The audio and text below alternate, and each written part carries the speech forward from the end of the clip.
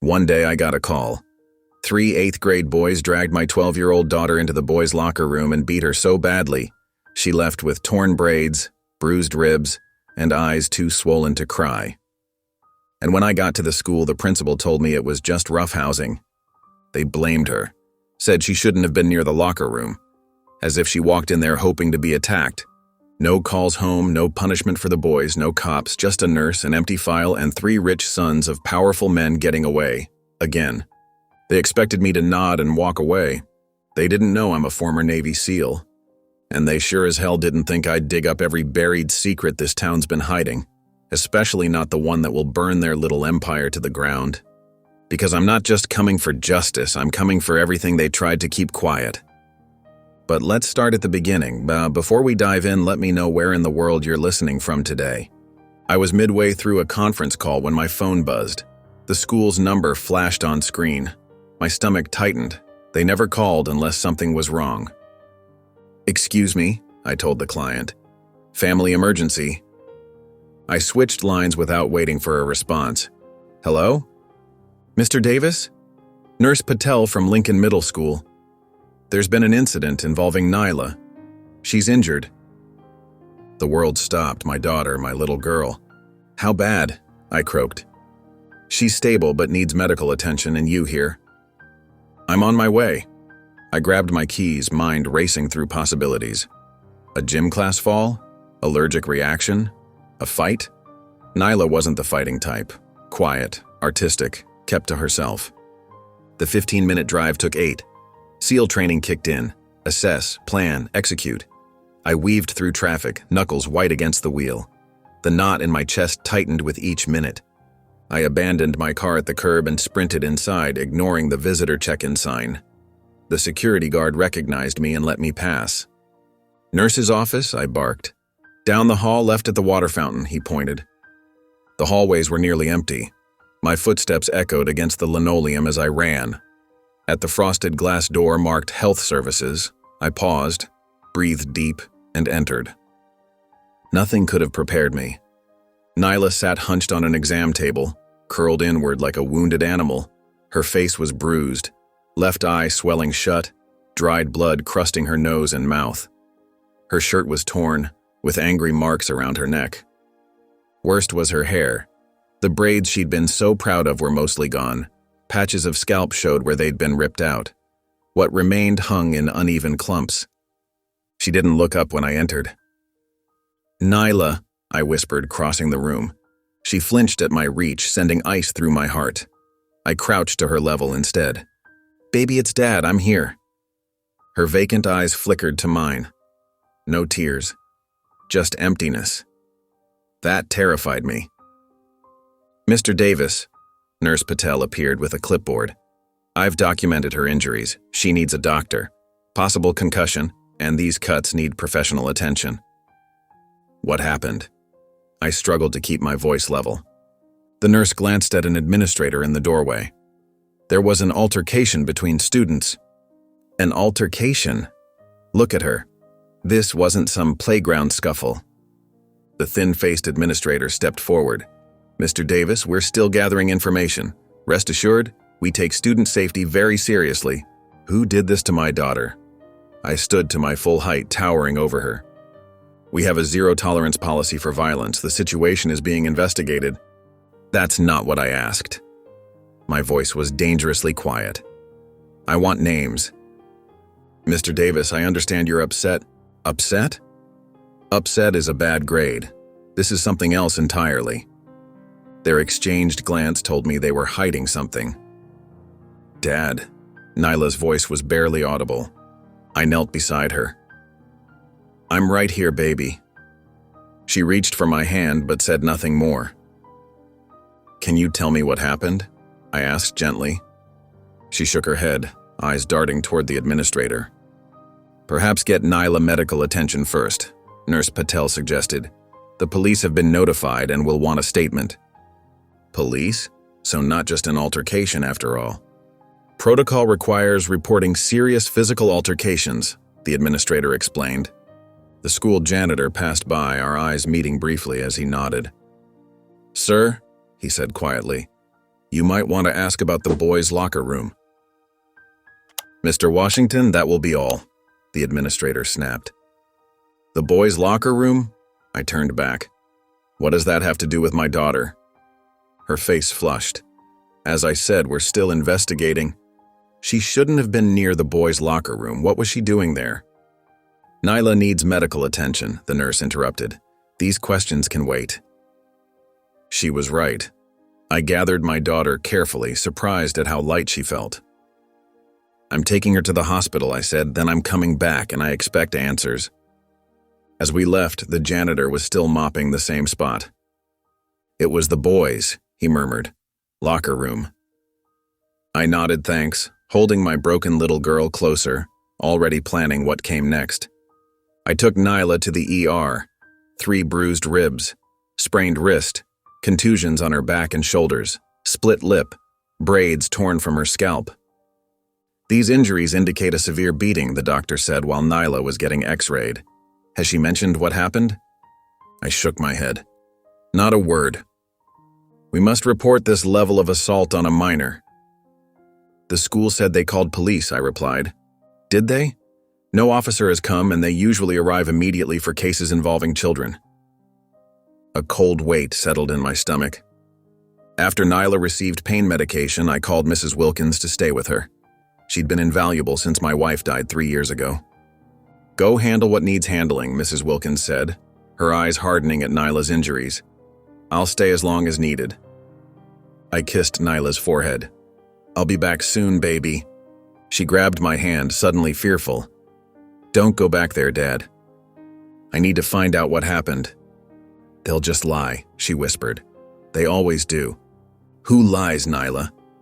She turned away, silent again. I entered Westlake Middle School furious but composed. The receptionist tried stopping me as I headed straight for the principal's office.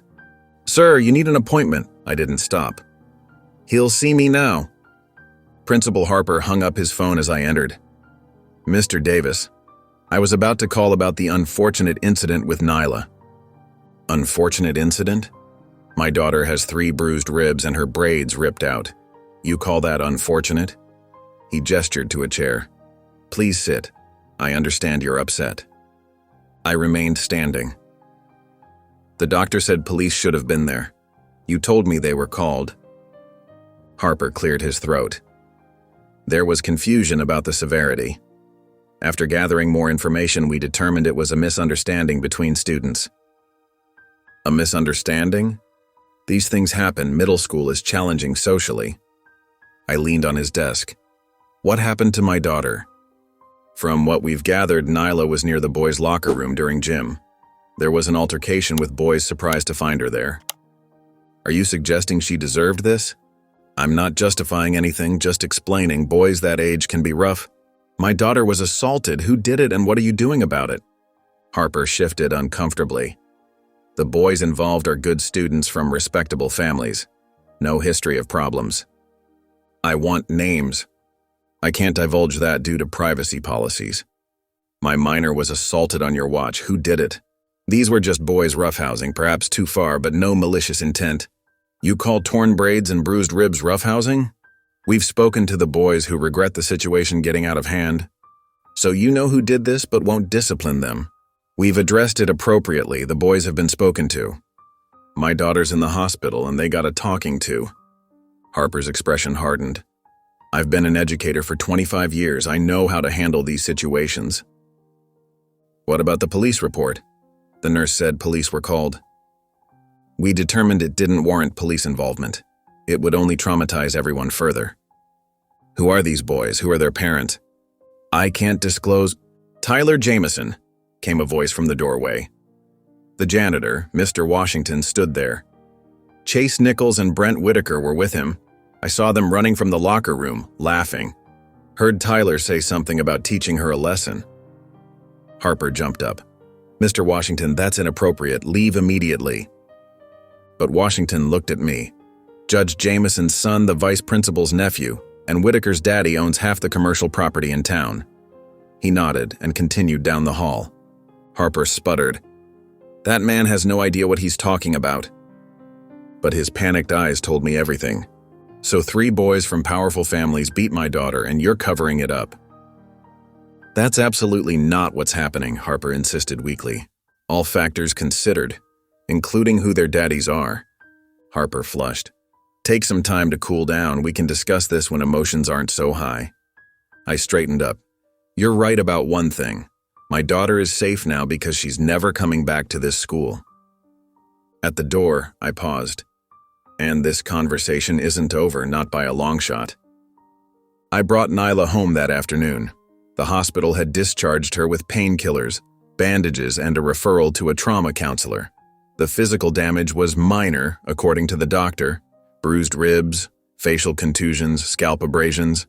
But the look in her eyes told a different story. Our home had always been our sanctuary, just the 2 of us since her mother passed when Nyla was 4. I'd built our life carefully, deliberately, a safe place, a good school district, all the things a father is supposed to provide. Now, watching her curl into herself on the couch, I realized how fragile that safety had always been. You hungry, baby girl? I asked, keeping my voice gentle. I could make those grilled cheese sandwiches you like, the ones with the tomato soup. She shook her head, eyes fixed on some distant point. Okay, that's okay. I sat beside her, careful not to crowd her space. You want to watch something? Or maybe just rest? I'm tired, she whispered, the first words she'd spoken since I found her in the nurse's office. All right, let's get you to bed then. I helped her to her room, watching as she winced with each step. Her scalp was still raw where they'd torn out her braids.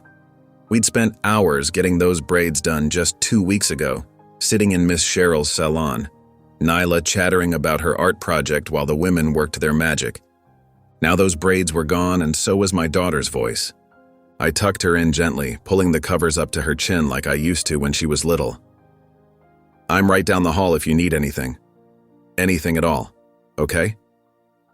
She nodded, her eyes already closing. I stood in her doorway for a long time watching her breathe. The steady rise and fall of her chest was the only thing keeping me anchored. Without it, I might have already been in my truck, hunting down 3 teenage boys and their fathers. Instead, I went to the kitchen and pulled out my phone. The school board. That was the next logical step. Follow the chain of command. Do things the right way. I called the number listed on the district website and got voicemail. Left a detailed message explaining what happened and requesting immediate action. Then I called the superintendent's office directly. Another voicemail. By 9 o'clock that night, I'd left 7 messages with various officials and sent 4 emails. The only response I received was an automated reply from the district office. Thank you for your communication. All matters concerning student discipline are handled according to district policy and with appropriate confidentiality protections. If you believe your child has been involved in an incident at school, please contact the school principal directly to schedule a conference. I slammed my laptop closed, then immediately regretted it, glancing toward Nyla's room. But there was no sound. She was either asleep or lying silently in the dark. I wasn't sure which possibility worried me more. I poured myself 2 fingers of whiskey and sat at the kitchen table. The house felt too quiet, too still. Like the moment before an ambush, that preternatural silence that makes the hair on your neck stand up. My SEAL training had taught me to recognize that feeling, to use it. When the world goes quiet, that's when you need to be most alert. I checked on Nyla again around 11. She was asleep, her face troubled even in rest. I noticed something peeking out from under her bed, the corner of her sketchbook. She'd been carrying that thing everywhere for months, filling it with drawings that showed a talent I certainly hadn't passed down to her. I shouldn't look. I knew that. But something told me I needed to. I eased the sketchbook out and took it to the living room. What I found inside made my blood run cold. The first few pages were what I expected. Landscapes, portraits of her friends, studies of hands and eyes that showed remarkable detail for a 12-year-old. Then, dated 3 weeks ago, the tone changed. A drawing of a hallway with shadowy figures lurking at the edges. Another of a girl, clearly Nyla, sitting alone at a lunch table while others pointed and whispered. A particularly detailed sketch of 3 boys standing together, their faces rendered with such precision that I recognized them immediately from around town: Tyler, Chase, and Brent. The most recent drawings, dated just days before the attack, were darker still. A girl curled into a protective ball while disembodied hands reached for her. A bird with broken wings. A face. Nyla's face, half hidden behind a curtain of hair, one eye visible and filled with fear. And on the final page, dated yesterday, a locker room, shadowy figures, a girl on the ground. She knew. She'd known this was coming. I closed the sketchbook, my hands trembling with rage and grief. This wasn't a random incident. This was targeted, planned, and my daughter had been carrying the weight of that fear alone. I sat there holding her sketchbook, and something shifted inside me. Something I hadn't felt since my last deployment. A cold, focused clarity. The civilian veneer I'd carefully cultivated over the years peeled away, revealing what had always been underneath. A warrior trained to protect, to hunt, to eliminate threats. 3 privileged boys had hurt my daughter. The school was covering it up. The system was designed to protect them, not her. I thought about my options. I could keep making calls, send emails, hire a lawyer. I could trust the system to eventually work, to deliver some watered-down version of justice that would teach those boys nothing. Or I could handle this myself. I went to check on Nyla one more time. She'd kicked off her covers, and I could see the bandages on her arms catching the moonlight from her window. Her face twitched in her sleep, fighting off nightmares. I gently pulled the blanket back over her and brushed a hand over what remained of her hair. "I've got you, baby girl," I whispered, "and I promise you they will never hurt you again." In that moment, watching my daughter's troubled sleep, I made my decision. The system had failed her, but I wouldn't. I was no longer just a father. I was a father with a very particular set of skills. Skills I'd hoped never to use again. Skills that made me a nightmare for people like those who hurt my daughter. Tomorrow I would begin. I woke up before dawn, my mind already racing through plans. Military habits die hard. Even after years of civilian life, I still rose with the sun and did a mental inventory before my feet hit the floor. Today's mission, reconnaissance. I made breakfast for Nyla, waffles with strawberries, her favorite, and watched her pick at it. She hadn't said more than 10 words since yesterday. Her eyes kept darting to the clock, dread building as school time approached. "You're staying home today," I told her, sliding a glass of orange juice closer to her plate. "And tomorrow too, maybe longer." Relief washed over her face. "What about your work?" I called in. Family emergency. My boss had been understanding. He'd seen the photo of Nyla I kept on my desk enough times to know she was my world. "I'm going to figure this out, baby girl." She nodded, not asking what this was, not asking what I planned to do. There was trust in her silence, a child's faith that her father would make things right. It was a responsibility that weighed on me like tactical gear in desert heat. After settling her with books and her tablet, I went to the garage. Behind the holiday decorations and camping equipment was a locked footlocker I hadn't opened in years. Inside, binoculars, a digital camera with telephoto lens, a small directional microphone, and other surveillance equipment from my former life. Things I'd kept just in case. Today was that case. I dressed in nondescript clothes, navy blue jacket, plain cap, nothing memorable, and headed out. First stop, the public library, where I used a computer that couldn't be traced back to me. I pulled up social media accounts, property records, business registries, anything public about the 3 boys and their families. Tyler Hoffman, father was Gordon Hoffman, CEO of the largest real estate development company in the county. 3 DUIs that had mysteriously disappeared from court records, though the newspaper archives still mentioned them. Mother on the school board. Chase Williams, son of District Attorney James Williams, captain of the basketball team despite mediocre skills. 2 complaints of harassment filed by former girlfriends, both withdrawn. Brent Sanderson, father owned the only car dealership in town and sponsored every major school event. Mother ran the most exclusive country club where, according to social media, Principal Harper was a frequent guest. I printed what I needed, then drove to the school. Parking across the street at a coffee shop with a clear view of the entrance, I settled in with my equipment and waited. The school day unfolded through my camera lens. I watched the 3 boys arrive separately but converge immediately, strutting through the halls like they owned them. No suspensions, no consequences, not even detention from what I could tell. Tyler high-fived a security guard. Chase tossed a football with the gym teacher. Brent handed something to Principal Harper, an envelope that disappeared quickly into Harper's jacket, before heading to class.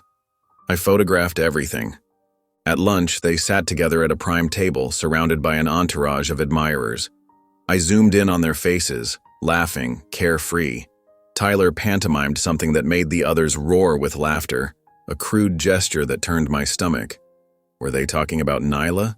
About what they'd done? My finger tightened on the camera button, click, click, click, evidence. Between surveillance shifts, I drove around town, mapping connections. The Williams house with its imposing columns, the Hoffman estate behind security gates, the Sanderson family's sprawling property adjacent to the country club they practically owned. I noted the routes the boys took home, which friends they met with, which adults greeted them with familiar smiles. I was building a web in my mind, the invisible network of power and privilege that had sheltered these boys their entire lives. By late afternoon, I'd compiled enough initial intelligence to know this went deeper than 3 entitled teenagers. This was systemic.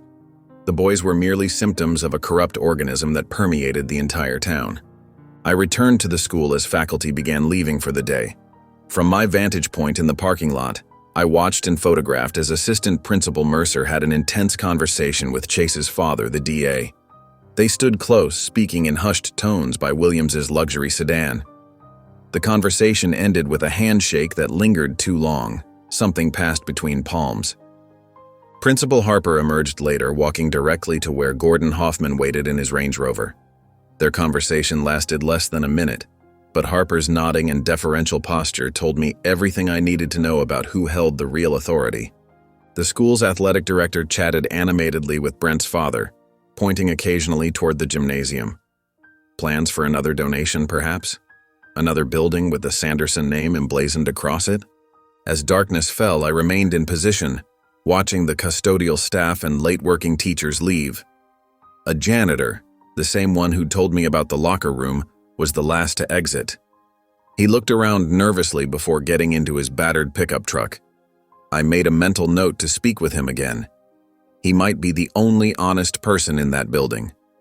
By the time I returned home, Nyla had fallen asleep on the couch, a half-eaten sandwich on the coffee table beside her. I carried her to bed, my mind still processing everything I'd seen. At my kitchen table, I spread out the photos, notes, and printouts. I connected names with pushpins and string on a corkboard. Old school but effective.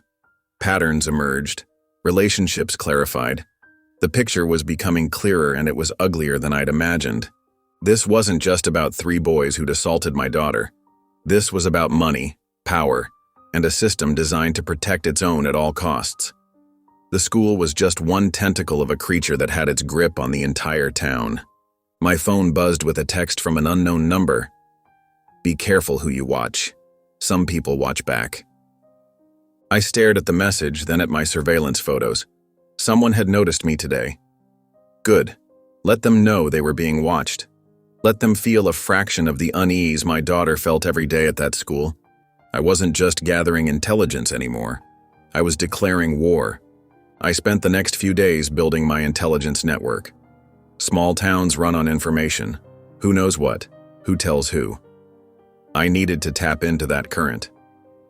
My first real break came from Elaine at the county clerk's office. We'd known each other for years. I'd helped her son enlist after high school, guided him through the process when no one else would. Now it was time to call in that favor. I need to see if there have been any complaints filed against Westlake High in the last 5 years, I told her over coffee at the diner 3 towns over. No chance of being overheard there. Elaine's eyes darted around nervously. That's not something I can just pull up. I'm not asking for copies, just a look. After hours, I leaned forward.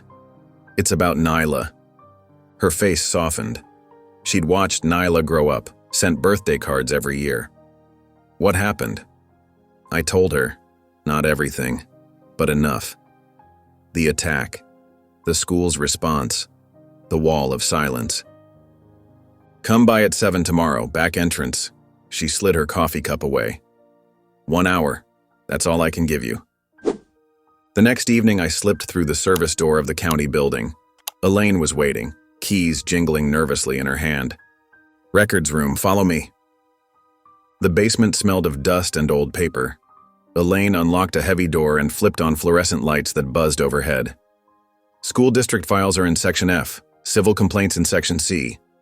She checked her watch. I'll be upstairs 1 hour. I moved methodically through the files, photographing everything that mentioned Westlake High. Most were mundane, budget approvals, personnel changes, maintenance requests. Then I found it. A sealed folder marked Westlake High, confidential settlements. Inside were 3 separate cases, each with minimal documentation. The first from 3 years ago. Incident involving female student, minor, and male students, TW, CH, BS. The same initials, Tyler Williams, Chase Hoffman, Brent Sanderson. My hands trembled as I read further. The complaint had been filed by the parents of Jessica Reeves, then withdrawn 2 weeks later. The family relocated to Arizona the following month. The second case from 2 years ago. Another female student, another complaint withdrawn. This time with a notation. Financial settlement reached, terms confidential. The family had signed an NDA. The third was from just last year, Kira Matthews. Her family had filed a complaint citing assault and administrative negligence. It too had been withdrawn, but with a different note. Complainant retracted allegations as unsubstantiated. I photographed every page, my stomach churning. This wasn't an isolated incident. This was a pattern, a system. The same boys, the same cover-up, different girls. On my way out, I found one more file. School board executive sessions marked confidential. I quickly photographed those pages too before slipping out the back door with a nod to Elaine. At home, I spread the documents across my table. The school board minutes revealed more pieces of the puzzle, veiled references to student disciplinary matters, followed by executive sessions, where no minutes were recorded. After each session, there were budget approvals for unexpected expenses, legal fees disguised as administrative costs. And the names on those approvals? The same board members year after year, including Charles Hoffman, Chase's uncle, Margaret Williams, Tyler's mother, and the board president, Robert Sanderson, Brent's father.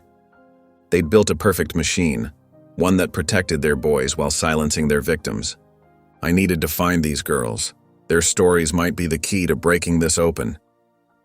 Jessica Reeves was easiest to track down through social media. A direct message explained who I was and why I was reaching out. Her response came at 2 a.m. I don't talk about Westlake. Please don't contact me again. I tried a different approach with the second girl, Aisha Bennett. Her family still lived in the next county. I drove there the following day and found her mother working at a local pharmacy. Mrs. Bennett, my name is... I know who you are. She cut me off, eyes darting to her co-workers. Not here. We met at a park after her shift. She sat rigidly on the bench, staring straight ahead. We signed papers, she said before I could speak. We can't discuss anything about what happened at Westlake. My daughter Nyla... Stop, her voice cracked. They'll take everything if I talk. The house, the settlement money, everything Aisha needs for college. She stood up. I'm sorry about your daughter, truly, but we can't help you. I was hitting walls everywhere I turned. These families had been systematically silenced, bought off, or scared away. My last hope was Kira Matthews. According to my research, she still attended Westlake, though she'd transferred to the virtual learning program. Her father worked nights at the hospital as a janitor. I found him on his smoke break, introduced myself as Nyla's father. Matthews, he said, recognition flashing in his eyes. Your girl's the latest one, isn't she? My heart pounded. You know? He took a long drag of his cigarette. Everyone in maintenance knows. We clean up their messes, literal and otherwise. He looked around the empty parking lot. They got to Kira, made her say she lied. Know what happens when a teenage girl gets labeled a liar in a town like this? I nodded. I knew exactly what happened. They offered us money, too, he continued. Turned it down. My pride wouldn't let me take it. But they found other ways to keep us quiet, threatened my job, said they'd make sure I never worked in any hospital in the state. He flicked his cigarette away. Single dad with a mortgage and a kid headed to college. What choice did I have? Would Kira talk to me? I asked. He laughed bitterly. She doesn't talk to anyone anymore. Those boys destroyed something in her. He checked his watch. Break's over. As he turned to leave, he paused. Whatever you're planning, be careful. These people, they own this town. They've been covering for those boys their whole lives. You're not just fighting 3 teenagers. You're fighting a system. I drove home with my mind racing. The pieces were falling into place. A coordinated pattern of abuse, silencing, and cover-ups stretching back years. The same boys, protected by the same powerful families, enabled by the same school administrators. And my Nyla was just their latest victim. I pulled into my driveway and sat there, gripping the steering wheel until my knuckles turned white. This wasn't just about getting justice for Nyla anymore. This was about breaking a cycle that had hurt multiple girls. A system that valued the futures of 3 boys over the lives of their victims. The question was no longer if I would act, but how, and against whom. I woke up early the next morning with a new determination. If I was going to break this system, I needed hard evidence, something undeniable. The school had cameras throughout the building. Surely they'd captured what happened to Nyla. I dressed in my most professional outfit, dark slacks, button-down shirt, and a tie that Nyla had given me last Father's Day. The one with tiny paintbrushes on it. I wanted to look respectable, non-threatening. Just a concerned father asking reasonable questions. Principal Harper's secretary tried to tell me he was in meetings all day, but I planted myself in the waiting area and made it clear I wasn't leaving. Mr. Davis, Harper said when he finally emerged, his smile tight and practiced. I didn't expect to see you again so soon. I'd like to see the security footage from the day Nyla was attacked, I said, skipping the pleasantries. His smile faltered for just a second. I understand your concern, but there are privacy issues with... I only want to see the footage of my daughter. You can blur out the other students. Harper cleared his throat. Well, unfortunately, that won't be possible. He lowered his voice. There was a technical issue with our security system that day.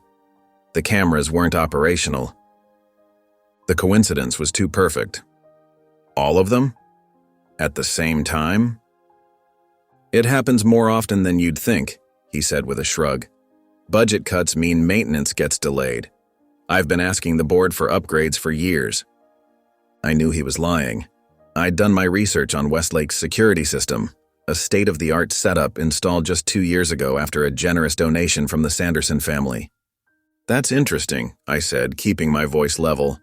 Because according to the school board minutes, you personally thanked Robert Sanderson last year for funding the new security system, the one with backup servers and redundant power supplies. Harper's face hardened. Mr. Davis, I've been very patient with you, but I think it's time we ended this conversation. The incident with Nyla was unfortunate, but it's been addressed. If you continue to push this matter, I'll have no choice but to involve our legal team. Are you threatening me? I'm advising you of the potential consequences of your actions, he said. Now I have a school to run. As I walked out, I noticed the security cameras tracking my movement. Funny how they were working perfectly now. Back in my car, I called every local news outlet I could find. Most brushed me off immediately. A school fight wasn't newsworthy. One reporter seemed interested until I mentioned the Sanderson name, then suddenly remembered a deadline she had to meet. Finally, I reached Elaine Winters at the County Tribune. She listened to my entire story without interruption. Mr. Davis, I believe you, she said when I finished.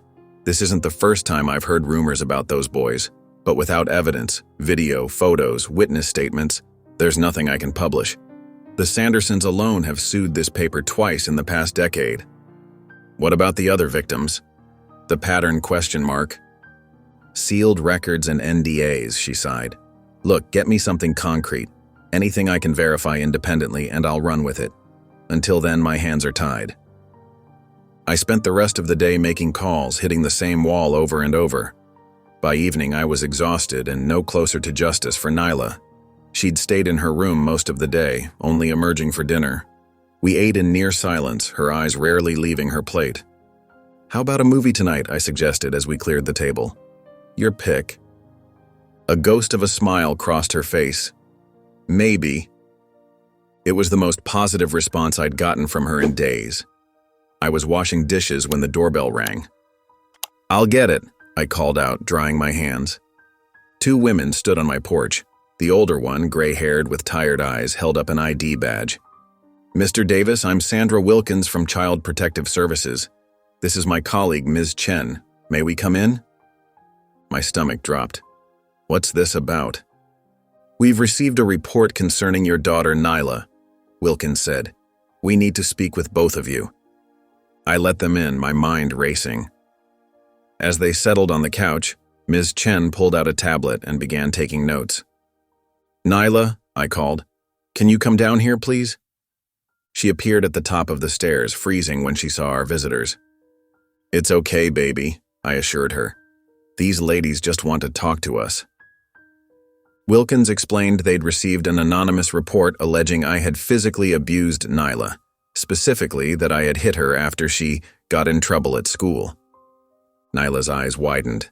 "That's not true. My dad would never." "It's okay, Nyla," I said gently. "Let's just answer their questions." For the next hour, they interviewed us separately. They asked about Nyla's injuries, photographed them, and questioned her about how she got them. They asked about our home life, my temper, whether I drank or used drugs. They examined the house, checked the refrigerator, looked in Nyla's room. When they finally finished, Wilkins's expression had softened somewhat. "Mr. Davis, we have to follow up on every report, but I want you to know that Nyla's account of the school incident matches what you've told us.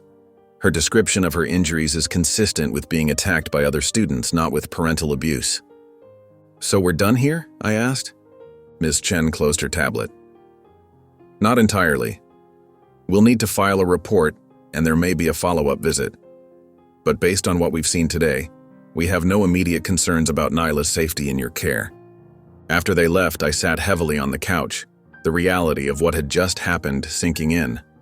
Someone had called CPS on me, someone trying to shift attention away from what really happened to Nyla, someone trying to paint me as the abuser. "Dad?" Nyla's voice was small. She stood in the doorway, arms wrapped around herself. "Are they going to take me away?" I pulled her into a hug. "No, baby. Nobody's taking you anywhere." But as I held her, I realized the stakes had just gotten much higher. This wasn't just about seeking justice anymore. Now I was fighting to keep my daughter. They'd escalated, which meant they were scared. But it also meant they were willing to destroy me to protect themselves. After the CPS agents left, I locked the door and leaned against it, my heart still hammering in my chest. The house felt violated somehow, as if the sanctuary I'd built for Nyla and me had been breached. I took several deep breaths, trying to steady myself before facing my daughter. Nyla sat curled up on the couch, looking smaller than her 12 years. Her eyes followed me as I crossed the room and sat beside her, careful to leave a little space between us. "You okay?" I asked.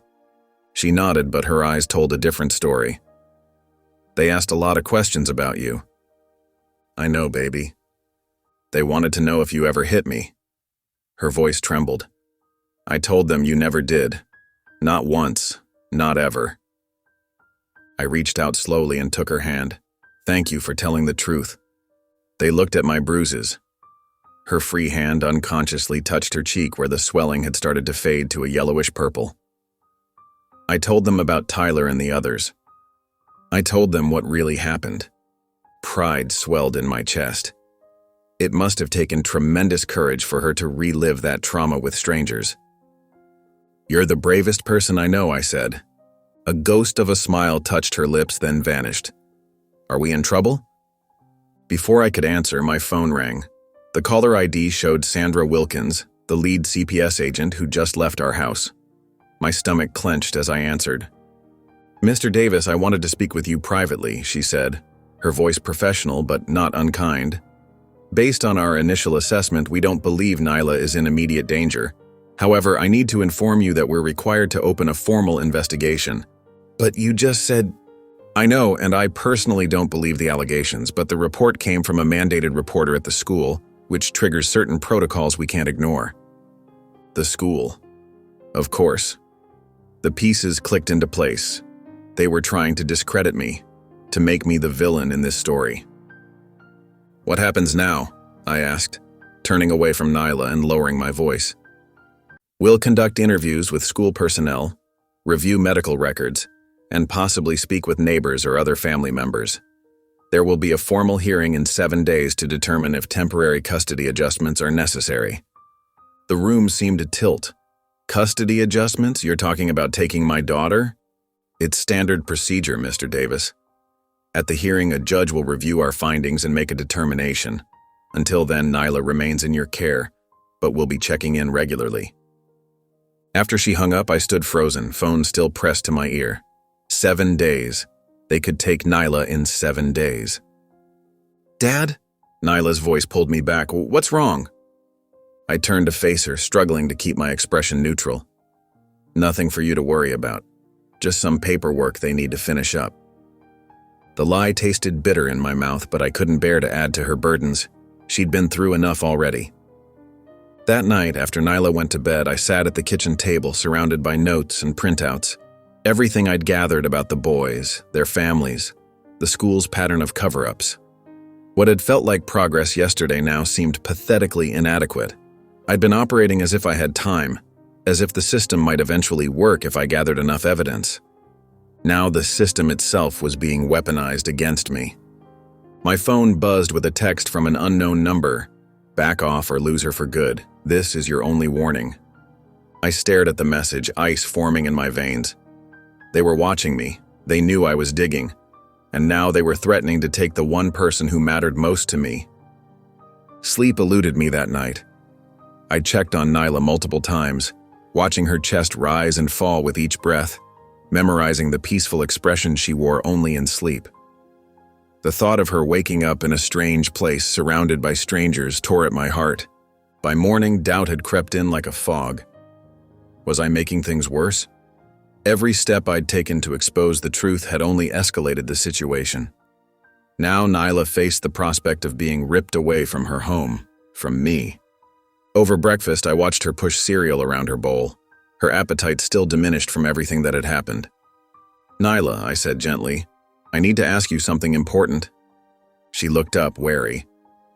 Do you want me to keep fighting this about what happened at school? Her spoon clattered against the bowl. What do you mean? If we let it go, if we just try to move forward, maybe they'll leave us alone. Maybe we could look at different schools, or even consider moving somewhere new. The words felt like ash in my mouth. Everything in me rebelled against the idea of letting those boys and their protectors get away with what they'd done. But what good was justice if it cost me my daughter? Nyla stared at me for a long moment, her eyes suddenly clear and focused in a way I hadn't seen since before the attack. Is that what you taught me? She asked quietly. To run away when things get hard? To let bad people win because fighting back is too scary? Her words hit me like a physical blow. No, I said. That's not what I taught you. Then why would you say that now? Tears welled in her eyes. They hurt me, Dad. And now they're trying to hurt you too. If we run away, they'll just do it to someone else. I reached across the table and took her hand. You're right. I'm sorry. Are they really going to take me away? The fear in her voice broke my heart. I won't let that happen, I promised, but things might get harder before they get better. I need you to be strong a little longer. She nodded, her jaw set with determination that mirrored my own. I can be strong. After she left for school, I'd offered to let her stay home, but she'd insisted on going. I sat down and reassessed everything. 7 days. I had 7 days to prove the truth, to expose the corruption, to save my family. The timer was running and I couldn't afford any more missteps. These people had shown they would stop at nothing to protect their own.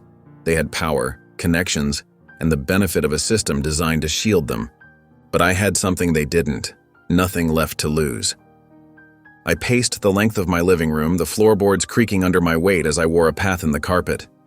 The digital clock on the cable box flipped to 2:13 a.m. I'd been at this for hours, unable to still my racing thoughts or quiet the fear that had taken root in my chest.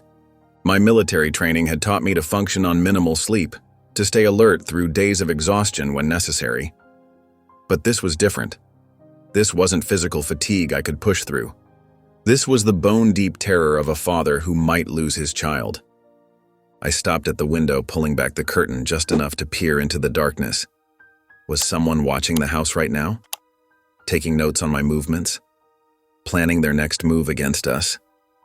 The street was empty, silent, but that brought no comfort. The enemies we faced didn't need to lurk in shadows. They operated in broad daylight, behind desks and titles, wielding paperwork instead of weapons. I let the curtain fall back into place and resumed my pacing. Think, I muttered to myself. There has to be a way. But every scenario I played out ended in failure. If I went public without evidence, I'd be dismissed as a paranoid, angry father. If I gathered evidence through less than legal means, it could be thrown out or used against me in the custody hearing. If I confronted the boys directly, I'd be arrested for threatening minors. The walls of my home, once a sanctuary, now felt like they were closing in. 7 days. How could I possibly untangle years of corruption and cover-ups in 7 days?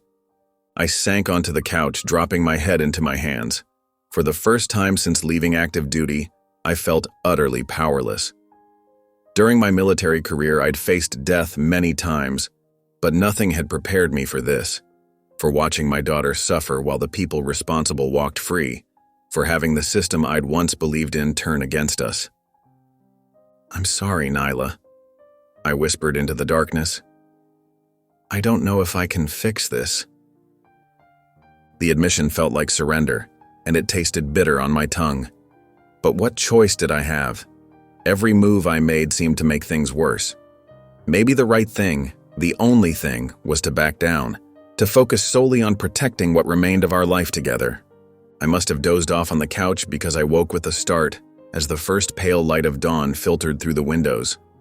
My neck ached from the awkward position, and my mouth felt dry. I checked my watch. 5:47 a.m. Rubbing my face, I stood and stretched, my joints popping in protest. I needed a shower, coffee, and a clear head to figure out our next steps. Maybe I could find a lawyer who specialized in CPS cases, someone who could help us navigate the hearing. I trudged up the stairs, careful to avoid the creaky step that might wake Nyla. She needed rest more than ever.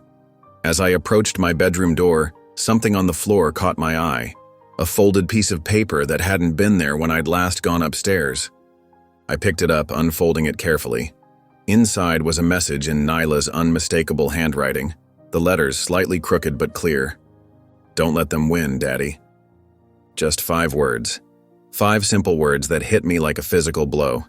I stood frozen in the hallway, the paper trembling in my hands as tears blurred my vision. The weight of her trust, her belief in me, was almost too much to bear.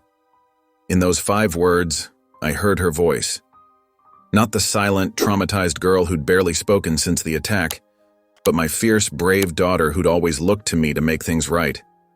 My knees gave out and I slid down the wall until I was sitting on the floor, the note clutched to my chest.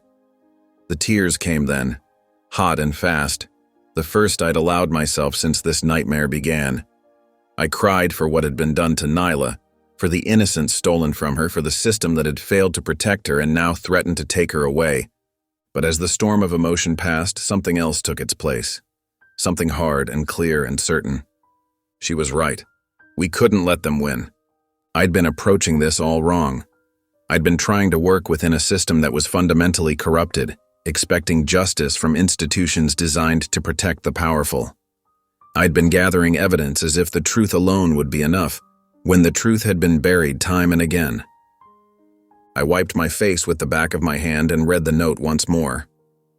My daughter, my brave, incredible daughter, had seen my doubt, my fear, and had reached out in the darkness to remind me of who we were, who I was. I carefully folded the note and slipped it into my pocket, where it rested like a talisman. Then I got to my feet. my resolve hardening into something unbreakable. 7 days wasn't much time, but it was enough. It had to be enough. I walked to my bedroom window and watched as the sun broke over the horizon, painting the sky in shades of gold and pink. A new day, a fresh start. The people who had hurt Nyla, who now threatened our family, they thought they knew what they were dealing with. They saw a single father, isolated and vulnerable. They thought they could intimidate me, threaten me, make me back down. They had no idea what was coming. I turned away from the window, my mind already shifting into tactical mode. No more playing defense, no more hoping for the system to work. It was time to take control of the situation, to use every skill and resource at my disposal. I'd let them think they had me on the ropes, let them believe their threats had worked.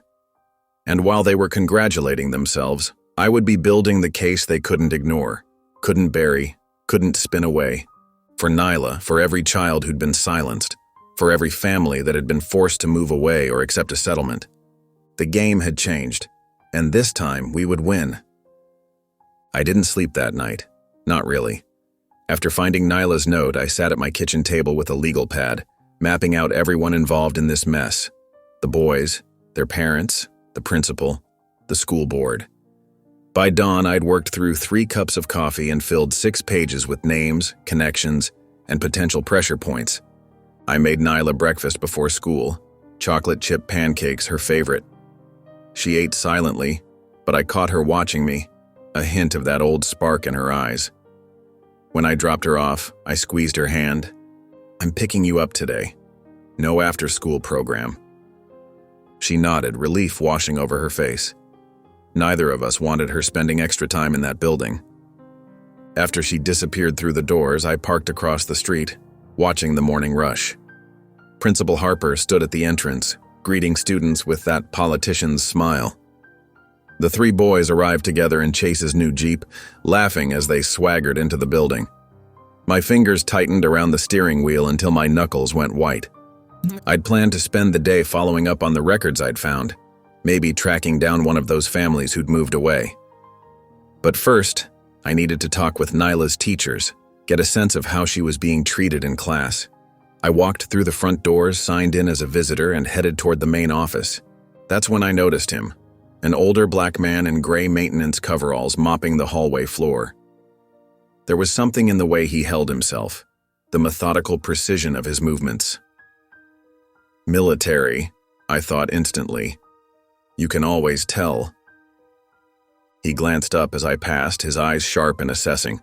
Recognition flickered across his weathered face. He'd seen me before, picking up Nyla. He gave me a barely perceptible nod, then returned to his mopping. I spent the next hour meeting with Nyla's English teacher, a kind-faced woman who seemed genuinely concerned about my daughter. She confirmed what I feared. Nyla had withdrawn completely, refusing to participate in class discussions. The teacher lowered her voice when she mentioned that the 3 boys were also in the same class, watching Nyla with smug expressions. "I've reported it," she said, frustration evident in her tone, but nothing changes. I thanked her and headed back toward the front entrance. As I rounded the corner, the janitor appeared beside me, falling into step. "Mr. Williams?" he said quietly, not looking at me. "Got a minute?" I slowed my pace. "Do I know you?" "Name's Earl. I see things around here." He guided me toward a maintenance closet, opening the door and gesturing me inside. The small space smelled of cleaning chemicals and dust. He closed the door behind us, flicking on a dim overhead bulb. "Your girl," he said, his voice low and gravelly. What happened to her wasn't right. My chest tightened. "You know something?" Earl's eyes met mine, steady and clear. 26 years in the Army taught me to watch my back. Been working here 8 years, seen how things operate. These walls got ears, you understand? And cameras that work when they want them to. He reached into his pocket and pulled out a small flash drive, so I got my own. My pulse quickened as I stared at the small device. "What's on it?" "After what happened to that Jensen girl last year, they said she was lying too. I put up my own camera, hidden in the maintenance hallway that runs behind the locker rooms. He pressed the flash drive into my palm. It seized through the ventilation grate. My fingers closed around it, hope and dread surging through me in equal measure. "You're saying..." "I'm saying I got it all. What those boys did to your daughter." His jaw tightened.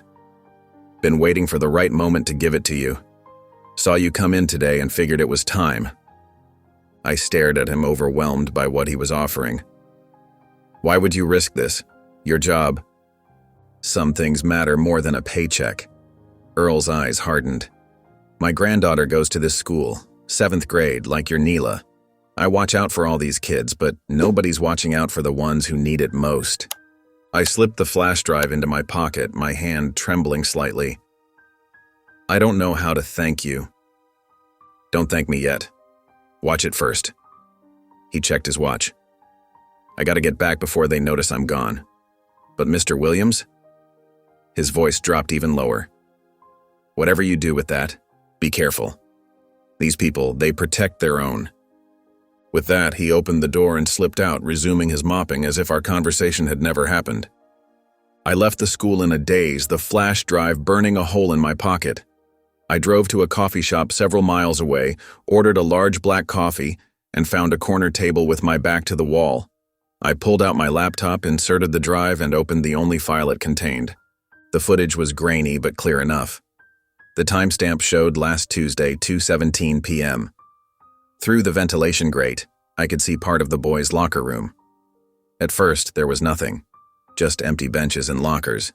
Then Nyla appeared, walking cautiously, looking for something. A book, maybe, or her art supplies. Someone must have told her to go in there, set her up. The 3 boys emerged from around a corner, surrounding her. Tyler spoke first, his posture aggressive. I couldn't hear the audio clearly, but I could read his body language. Nyla tried to leave, but Chase blocked her path. When she attempted to push past him, Brent grabbed her arm, spinning her around. What happened next made my blood run cold. They surrounded her, taunting her, pulling at her clothes. When she fought back, Tyler shoved her hard against the lockers. The sound came through clearly then, Nyla's scream echoing off the metal. They grabbed her braids, yanking until clumps came out in their hands. She fell to the floor and they circled her, laughing. "Please," I heard her beg, "please stop." But they didn't stop. Not until they'd torn her shirt, bloodied her lip, and left her curled on the floor, sobbing. I slammed the laptop closed, bile rising in my throat. My hands shook violently as I unplugged the flash drive. The coffee shop spun around me, voices and music fading beneath the roar of blood in my ears. I stumbled to the bathroom, barely making it to the toilet before I vomited. When I could breathe again, I splashed cold water on my face and stared at my reflection in the mirror. The man looking back at me had murder in his eyes. I spent the next hour watching that footage 3 more times, forcing myself to see every second of what they'd done to my daughter. Each viewing carved the images deeper into my mind, like acid etching metal. By the 4th viewing, I wasn't shaking anymore. Something cold and precise had taken over, the tactical part of me that hadn't been awake in years. I checked my watch. 5 days until the CPS decision. Not enough time to navigate official channels, even with this evidence. The system was designed to protect people like the Kingstons and the Whitleys, not people like us. I needed to move fast and hit hard. Back in my car, I made a quick call to my old teammate Marcus, now working in digital security. "I need to clean up some video footage," I said after brief greetings. "Enhance quality, maybe isolate audio. Nothing fabricated, just making what's already there clearer." "Legal purposes?" he asked. "Justice purposes," I answered. There was a pause. "Send it over. I'll have it back to you by morning." Next, I drove to an electronics store and bought 3 external hard drives, a printer, and a stack of manila envelopes. At home, I found Nyla asleep on the couch, a half-finished drawing on her lap. I gently removed the sketch pad and covered her with a blanket, my resolve hardening as I noticed the dark circles under her eyes. I set up at the kitchen table and began building my case. First, I created a timeline of events, starting with Nyla's attack and working backward through the previous incidents I'd uncovered. I printed out public records showing the pattern of complaints that disappeared, the settlements that were quietly paid, I compiled screenshots of social media posts where the boys had bragged about their untouchable status, how daddy's money fixes everything. Around 2 a.m., my phone pinged. Marcus had sent back the enhanced footage. The image was sharper, the audio clearer. He'd also isolated keyframes showing each boy's face clearly as they attacked my daughter. My stomach turned, but I kept working. By dawn, I had created a comprehensive digital press kit. I organized everything into sections: the video evidence, documentation of previous incidents, public records showing connections between the boys' families and school officials, a timeline of the school's response to Nyla's assault, medical records documenting her injuries. I wrote a cover letter that was factual and unemotional, just the cold, hard truth about what happened and the system that protected the perpetrators. I made copies of everything onto the 3 hard drives and prepared the manila envelopes for delivery. The sun was rising as I finished. I checked my watch. Thursday morning. According to the school calendar I'd memorized, the annual Future Leaders of Tomorrow banquet was happening Friday night. All 3 boys were receiving awards. Principal Harper would be there, the school board, the local press. Everyone who had been part of the cover-up would be in one room, celebrating the very boys who had attacked my daughter. Perfect timing. I slept for 3 hours, then woke to drive across town. I mailed the first package to Valerie Chen at the local newspaper. She had a reputation for integrity that the paper's owners couldn't easily silence. The second went to a parents' advocacy group that had been pushing for accountability in the school district. The third I sent to Sarah Okafor, a civil rights attorney who specialized in school violence cases. I didn't use my name on any of the packages. I didn't need credit. I needed results. That afternoon, I picked up Nyla from school. She was quiet as we drove home, but there was something different about her silence today. "You okay, baby girl?" I asked. She looked out the window for a long moment. "Are they going to take me away from you?" My heart clenched. Number absolutely not. Who told you that? I heard you on the phone with Aunt Keisha about CPS. I pulled the car over and turned to face her. "Listen to me, nobody is taking you away from me, ever. I'm handling it." She studied my face, searching for the truth. "Promise?" "I promise." I took her hand in mine. "Do you trust me?" She nodded. "Then trust that I'm going to make this right." That evening, I received a text from an unknown number. "Got your package, this is explosive, meeting with my editor tomorrow. VCF Valerie Chen had received the evidence." The first domino was about to fall. I spent Friday preparing for the banquet. I wasn't on any guest list, but I knew the layout of the school's event hall from a previous parent-teacher night. I knew which entrance would have the least security, and I knew exactly when to arrive for maximum impact. I laid out my clothes, a dark suit, nothing flashy. Professional. The kind of outfit that says you belong wherever you happen to be standing. I polished my shoes until they gleamed. I prepared a small bag with additional copies of the evidence, just in case. Nyla watched me from the doorway of my bedroom. "You're going somewhere important?" "Yes," I said, adjusting my tie. "I'm going to make sure those boys never hurt anyone again." "Can I come?" I shook my head. "Not this time. Aunt Keisha is coming to stay with you." "Are you going to hurt them?" Her voice was small but steady. I turned to look at her, surprised by the question. "No, Nyla. I'm not going to hurt them." "Then what are you going to do?" I sat on the edge of the bed and motioned for her to join me. When she did, I put my arm around her shoulders. "I'm going to tell the truth. And sometimes, baby girl, the truth hurts worse than any punch." She leaned against me. Good. My phone buzzed with a news alert. I picked it up and felt a surge of satisfaction. The headline read, "Breaking. Evidence emerges in Westlake High assault case. School officials implicated in cover-up." Valerie Chen had come through. The story was breaking just hours before the banquet. Perfect timing. I kissed the top of Nyla's head. It's already working. I arrived at Westlake High School 45 minutes before the banquet was scheduled to begin. The parking lot was already half full with luxury SUVs and European sedans, the vehicles of choice for our town's elite. I parked my modest Toyota at the far end of the lot, away from the clusters of cars near the main entrance. My heart hammered against my ribs as I sat behind the wheel, mentally rehearsing each step of my plan. The flash drive felt heavy in my jacket pocket, like it carried the weight of all those sealed records, all those silenced girls, all of Nyla's pain. "For you, baby girl," I whispered to the empty car. I checked my appearance in the rearview mirror. Clean-shaven, hair neatly trimmed, dark blue suit pressed to perfection. I looked like I belonged, just another parent or community member coming to celebrate our future leaders. The thought made bile rise in my throat. I slipped out of my car and walked around to the east entrance, the one nearest the kitchen, where catering staff would be hustling in and out. As expected, the door was propped open with a rubber wedge. No one gave me a second glance as I entered, moving with purpose like I had every right to be there. The banquet hall was transformed from its usual cafeteria state, round tables draped in white linen, blue and gold centerpieces, school colors. A stage had been erected at the front with a podium bearing the school's crest. Behind it hung a banner, honoring tomorrow's leaders today. I found a table near the back, positioned with a clear view of both the stage and the main entrance. Perfect.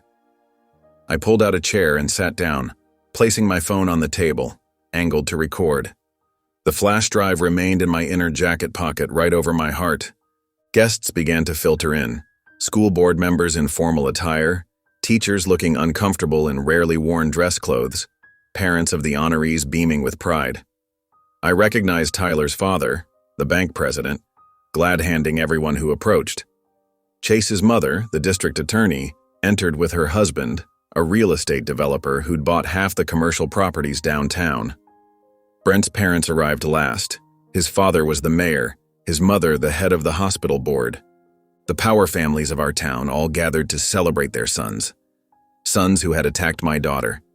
Sons who had been protected by the very system designed to keep children safe. Principal Harper arrived, looking smug in a tailored suit that probably cost more than a month of my salary. He moved through the crowd with practiced ease, stopping to chat with the important parents, completely ignoring the teachers who actually did the work of education. I watched him approach Tyler's father, leaning in close to whisper something that made them both laugh. My fingers tightened around the flash drive in my pocket. Harper's laughter felt like a personal insult. How dare he stand there enjoying himself while Nyla still woke up screaming? The boys arrived together, swaggering in like conquering heroes. Tyler, tall and blonde, his Letterman jacket worn over dress clothes. Chase, compact and muscular, hair gelled into perfect spikes. Brent, the mayor's son, with his practiced smile and expensive watch glinting under the lights. I'd studied their faces for days now, knew every detail of their appearance. But seeing them in person, laughing and joking as if they hadn't a care in the world, sent a surge of rage through me so powerful, I had to grip the edge of the table to stay seated. They hadn't noticed me, no one had. I was just another face in the crowd, unremarkable, invisible. That was about to change. The superintendent took the stage, tapping the microphone to quiet the room. Welcome everyone to our annual Future Leaders of Tomorrow banquet. Tonight, we celebrate the exceptional young men and women who represent the very best of Westlake High School. I almost laughed out loud. The very best included 3 boys who had attacked my daughter. What did that say about Westlake High? Harper joined the superintendent on stage, his hand resting on the stack of award certificates. He began to speak about character and integrity, words that tasted like ash in my mouth. Before we begin presenting our awards, Harper said, his voice smooth as oil, I'd like to recognize some special guests joining us tonight. He proceeded to introduce the mayor, the DA, the bank president, the parents of Nyla's attackers, highlighting their contributions to the school. The room applauded dutifully. I remained still, waiting. The flash drive seemed to pulse against my chest, a tiny beacon of truth in a room full of lies. Harper smiled broadly. And now, I'd like to call up our first honorees. These young men exemplify leadership both on and off the field. Please welcome Tyler Williams, Chase Bennett, and Brent Mitchell to receive the Athletic Leadership Award. The 3 boys stood to thunderous applause, high-fiving each other as they made their way to the stage. My grip tightened on the flash drive as I watched them ascend the steps, grinning like they owned the world. Because in this town they did. Until tonight. I rose from my seat as Harper handed Tyler his award. The boy's smug grin made my stomach turn as he posed for photos, trophy held high. Chase and Brent joined him, arms slung around each other's shoulders, the golden trio of Westlake High. The crowd's applause washed over them like a blessing.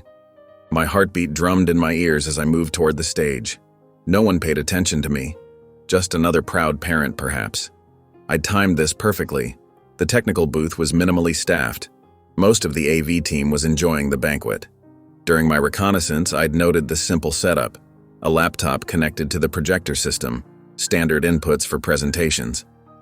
Harper was launching into a speech about the boys' exceptional character when I reached the side stairs to the stage. "These young men represent everything we value at Westlake," he proclaimed. "Determination, teamwork, and respect for others." Respect. The word hung in the air like a bad joke. I slipped behind the curtain using the skills I hadn't needed since my SEAL days. The stage manager glanced up from his phone, startled. "Who are you?" I flashed the volunteer badge I'd created. "Tech support." Principal Harper requested a mic check. Before he could question me further, I moved past him to the soundboard. The flash drive felt heavy in my palm as I plugged it into the laptop. 3 clicks, and the video was queued up. On stage, Harper was wrapping up his glowing introduction. And now, Tyler Williams would like to say a few words about leadership. That was my cue. I stepped onto the stage, my footfalls echoing across the wooden boards. Harper turned, confusion flickering across his face. The boys froze, uncertain. "Excuse me, sir, this is a private ceremony," Harper began, moving to intercept me. I reached the microphone before he could stop me.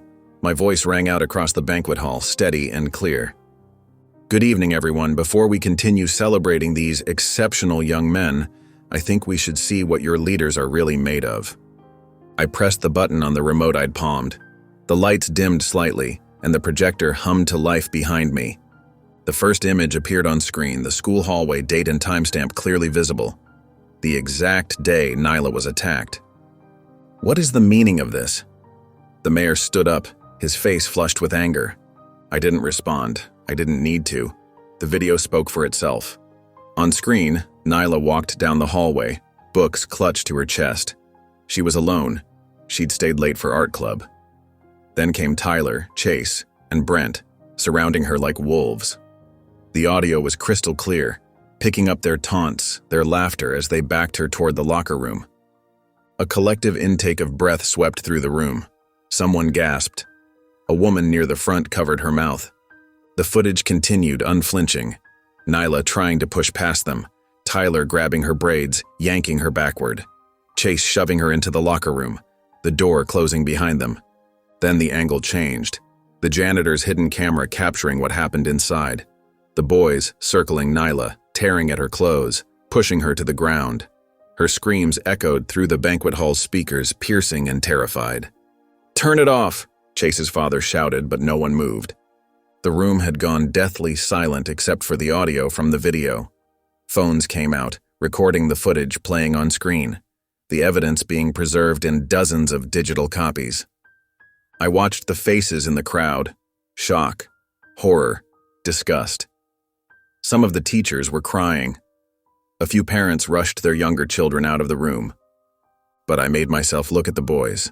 Tyler had gone pale, sweat beading on his forehead. Chase was frozen, mouth hanging open. Brent kept shaking his head, as if denying what everyone could plainly see. Their parents were equally stunned. The mayor's face had drained of color. The district attorney, Chase's mother, stared at the screen with professional calculation, already thinking of damage control. Tyler's father had his head in his hands. The footage showed Nyla fighting back, scratching, kicking. It showed Tyler punching her in the face when she connected a kick to his groin. It showed Chase holding her down while Brent tore out her braids, laughing the whole time. It showed everything the school had tried to hide. When the video ended, the silence was absolute. I stepped forward again. This is what happened to my daughter, Nyla. This is what Principal Harper called roughhousing. This is what the school board refused to investigate. I turned to face the boys directly. This is what these exceptional young men did. Chaos erupted. Parents shouted questions, phones kept recording. Someone called the police. The boys' families huddled together, creating a protective circle around their sons. Principal Harper lunged for the microphone. This is an unauthorized... I held my ground. The janitor who recorded this has already sent copies to every news outlet in the state. It's being uploaded to social media as we speak. Gasps rippled through the crowd. The realization that this couldn't be contained, couldn't be covered up, couldn't be explained away. It hit everyone at once. "You can't do this," Tyler's father sputtered, his face now crimson with rage. "I just did," I replied, my voice carrying across the stunned room. The first reporter burst through the doors, followed by another. Word had spread fast.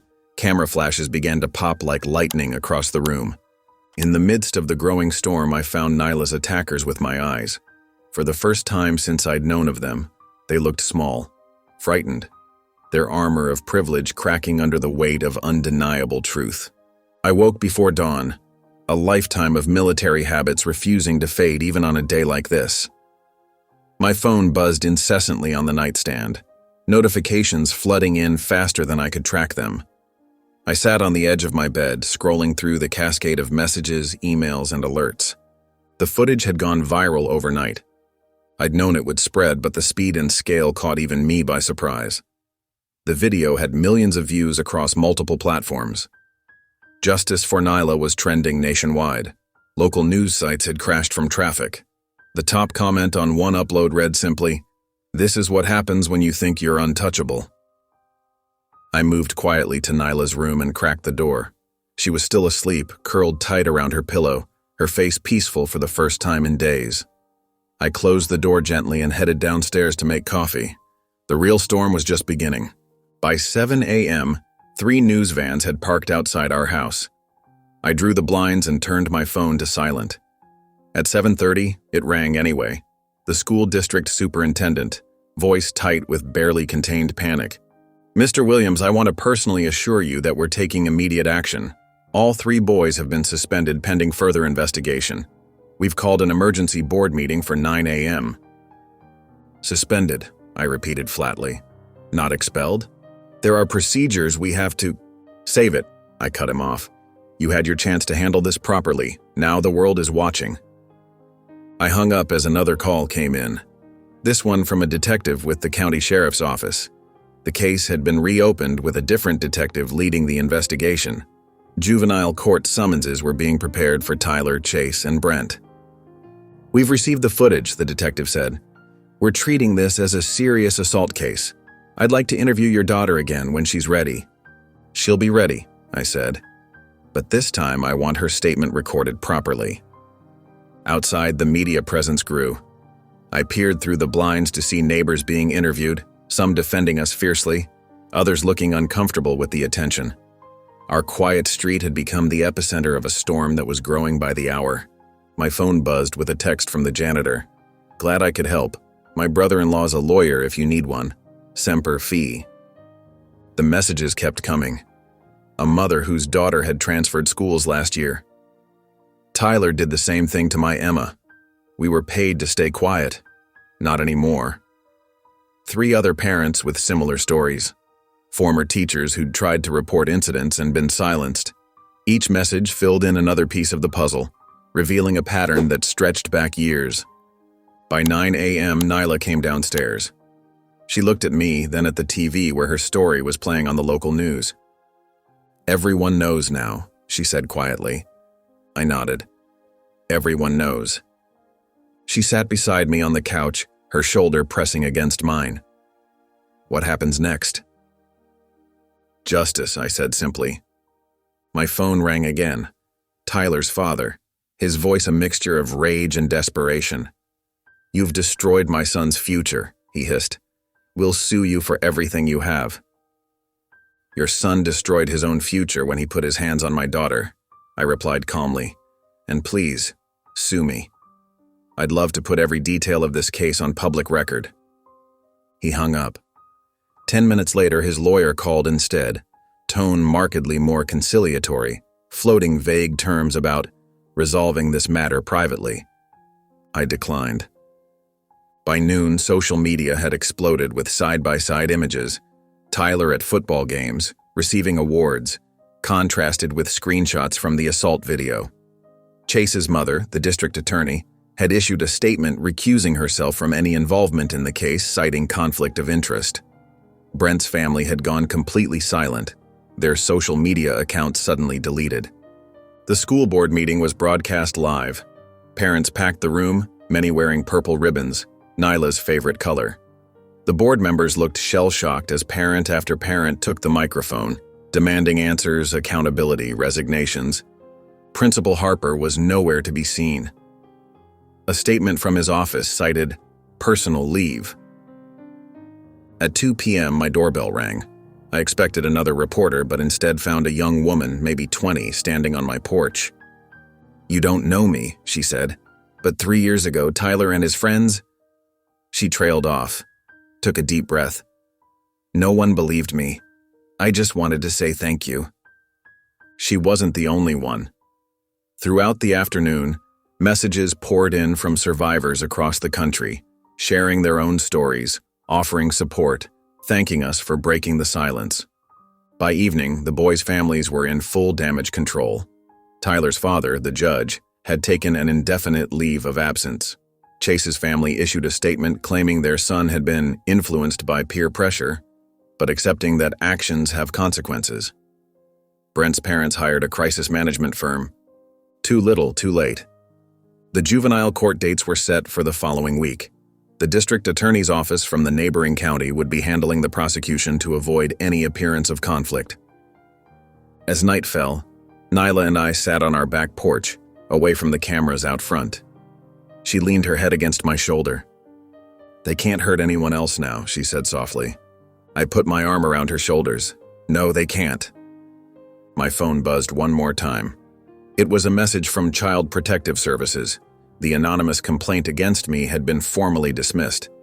The system that had protected the boys for so long was crumbling, piece by piece. I woke the next morning to my phone buzzing with news alerts. The story had evolved overnight, taking on a life of its own. What started as an expose of 3 high school boys had morphed into something much larger, a full-blown investigation into the power structure that had protected them. "Dad?" Nyla stood in my doorway, phone in hand. "They're talking about the judge now." I sat up and patted the bed beside me.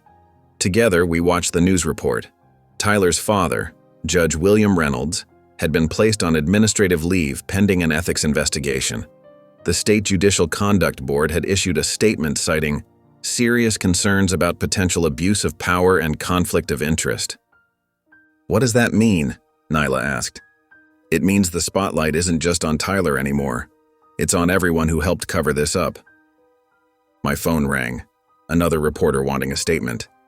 I declined, as I had with all the others. This wasn't about me getting my face on camera. This was about justice, pure and simple. By mid-morning, social media was ablaze with new revelations.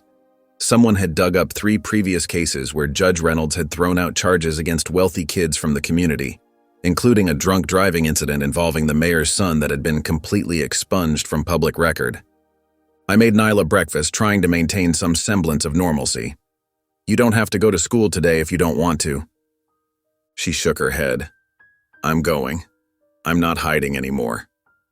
Pride swelled in my chest. My daughter was braver than all those men combined. After dropping her off, I drove past the police station. News vans were parked outside. Police Captain Reeves, Chase's uncle, was facing his own reckoning.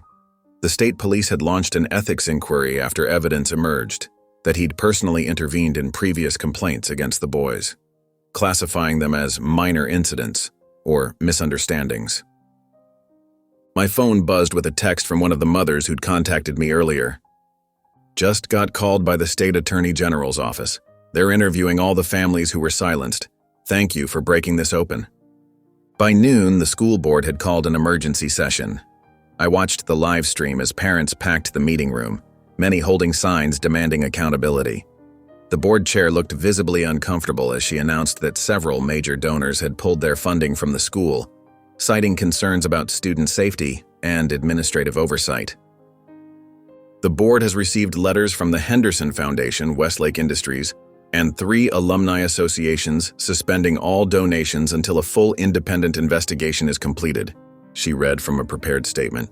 The camera panned to show empty chairs where Principal Harper and 2 vice principals would normally sit. An hour later, the news broke. Principal Harper had submitted his resignation, effective immediately. His statement cited personal health concerns and stress as the reason for his departure. No mention of his role in covering up multiple assaults. No apology to the victims. Just another powerful man slinking away when faced with consequences. I couldn't help but smile grimly. Harper, who'd looked at my bruised, bleeding daughter and called it a misunderstanding. Harper, who'd suggested she shouldn't have been near the boys' locker room. Harper, who'd protected the sons of powerful men at the expense of countless girls. My phone rang again. It was Mrs. Chen from across the street. Have you seen the news? They're saying Judge Reynolds was taking bribes from wealthy families for years, not just covering for his son, but for all the rich kids in town. I thanked her and hung up, then checked the news. She wasn't exaggerating. Financial records had been leaked showing suspicious patterns of donations to the judge's re-election campaign from families whose children had faced charges that mysteriously disappeared. The walls were closing in on all of them. By mid-afternoon, Police Captain Reeves had been placed on administrative leave. The mayor had issued a statement promising full cooperation with state authorities and announcing an independent audit of all juvenile cases handled by the department in the past 5 years. I picked Nyla up from school. She seemed lighter somehow, standing taller. "How was it?" I asked as she climbed into the car. "Different," she said. "People kept coming up to me. Girls I barely know were thanking me. One of the teachers cried and hugged me." "And how did that feel?" She thought for a moment. "Good. Like I'm not alone anymore." She paused. "Principal Harper's gone. They made an announcement. Nobody seemed sad about it." I nodded. A lot of people are facing consequences today. That evening, we ordered pizza and watched as the news continued to unfold. Chase's mother, the district attorney, had recused herself from any cases involving juveniles and announced she wouldn't be seeking re-election.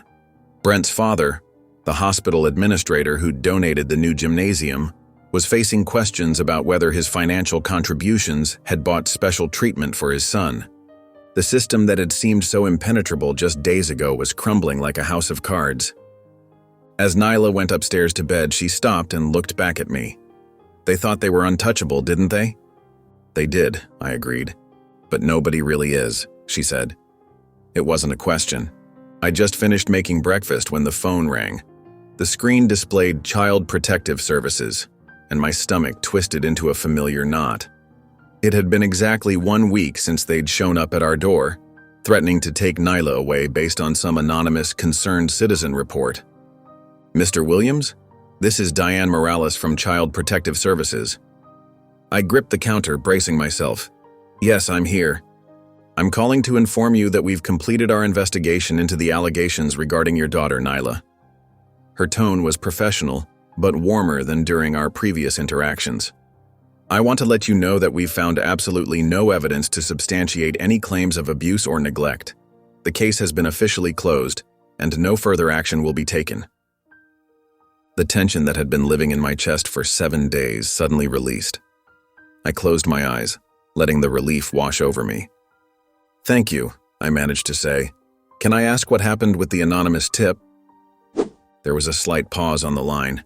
"Normally we don't discuss this, but given the circumstances and the public nature of recent events, I can tell you that we've traced the source of the report. It came from a private law firm, Dawson, Pratt & Associates. The name hit like a thunderbolt. Dawson was Tyler's mother's maiden name.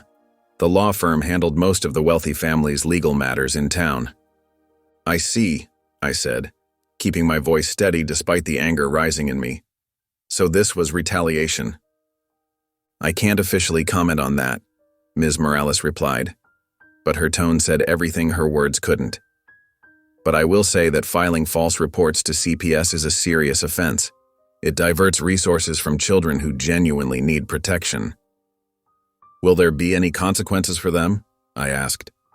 That would be up to our legal department, she said, but I've included my concerns about the nature of this report in my final documentation.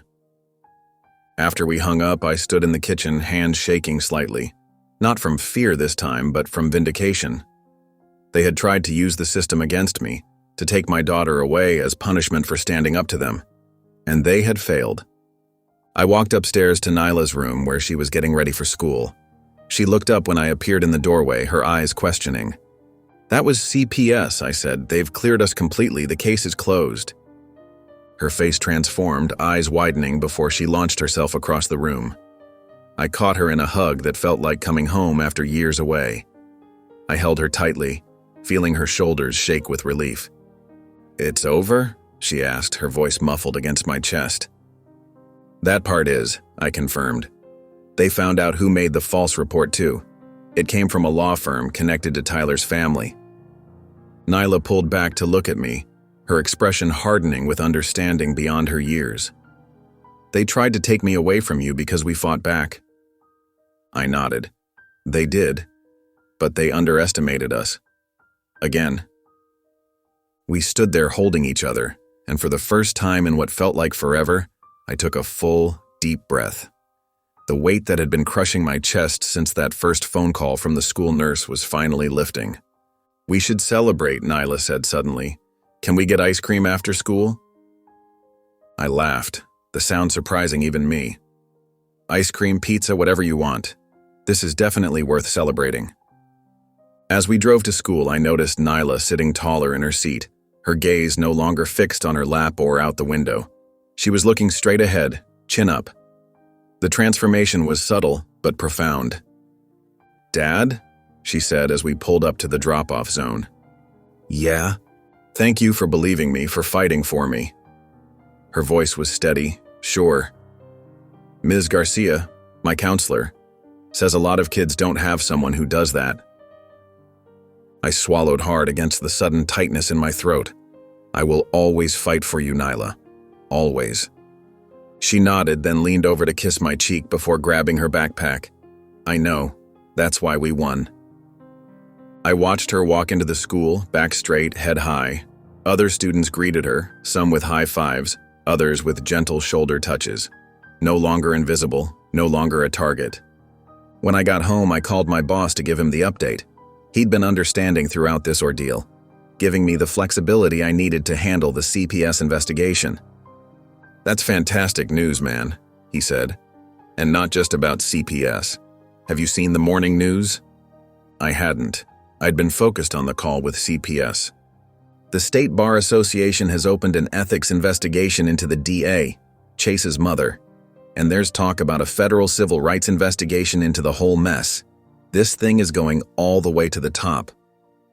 After we hung up, I sat at the kitchen table, staring at the chair where the CPS worker had interviewed Nyla a week ago.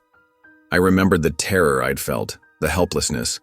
Now, that same chair just looked like furniture again. Not a threat, not a symbol of a system being weaponized against us. I picked up my phone and texted Nyla. CPS traced the false report to Tyler's family's law firm. We've been completely cleared. I love you. Her response came seconds later. We won, Dad. I love you too. I parked in the school drop-off zone the following Monday, both of us silent for a moment as we watched students stream through the front doors. This would be Nyla's first day back since everything had exploded into the open. You ready? I asked, studying her profile. Nyla took a deep breath, her fingers lightly touching the fresh braids we'd spent Sunday afternoon getting done.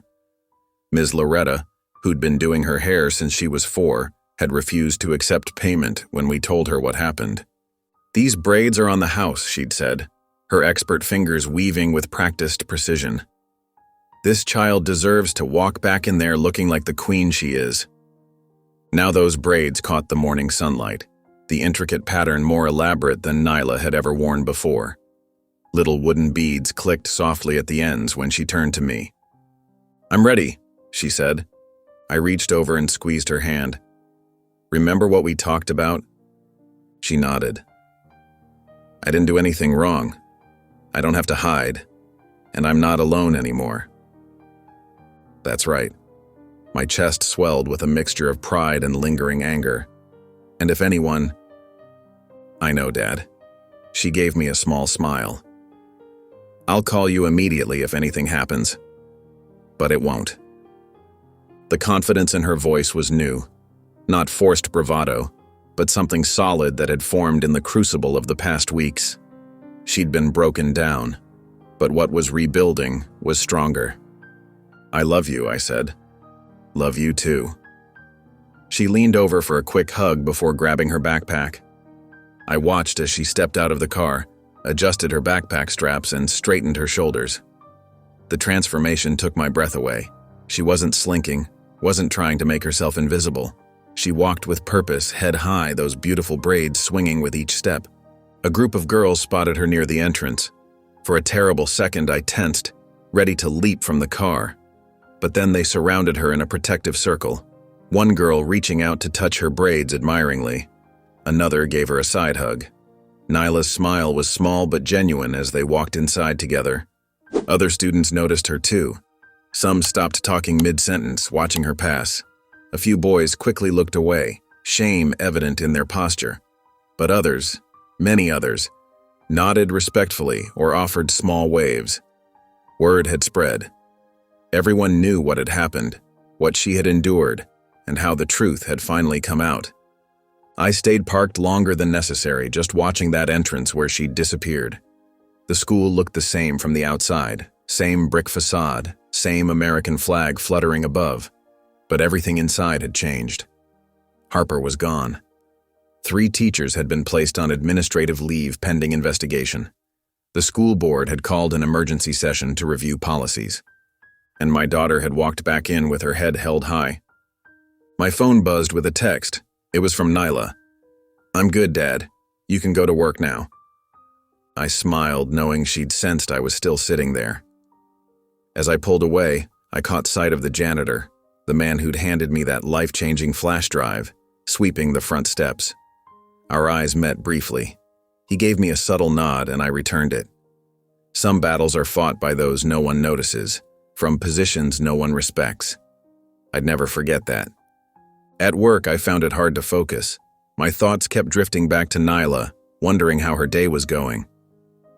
Around lunchtime, I received another text. A selfie of her sitting in the cafeteria surrounded by girls from her art class, all smiling. The caption read, "Ms. Wilson asked if I'd help with the mural project." I stared at that photo for a long time. The mural project was prestigious. Only the most talented art students got selected. Nyla had mentioned wanting to be part of it months ago before everything happened, but had been passed over. Now things were different. People were seeing her, really seeing her. When the final bell rang, I was already waiting in the pickup line. I spotted her immediately among the crowd of students pouring out the doors. Those braids caught the afternoon sun, but it was her walk that made my throat tight with emotion. She moved with a quiet dignity that hadn't been there before, something earned through fire. As she approached the car, I noticed several students call out goodbyes to her. A teacher I didn't recognize stopped her briefly, said something that made Nyla smile and nod. When she finally slid into the passenger seat, there was a lightness about her I hadn't seen in months. "Good day?" I asked, trying to keep my voice casual. "Yeah," she said, buckling her seatbelt. "Really good, actually." As we pulled away from the school, she turned to look at the building one last time. "It feels different now," she said quietly. "Like I can breathe there again." I glanced at her, this extraordinary child of mine who had endured so much and somehow emerged stronger. Her braids shone in the sunlight, but it was the light in her eyes that truly took my breath away. "I'm proud of you," I said, "so damn proud." She smiled, a real, full smile that reached her eyes. "I know, Dad. I'm kind of proud of me, too."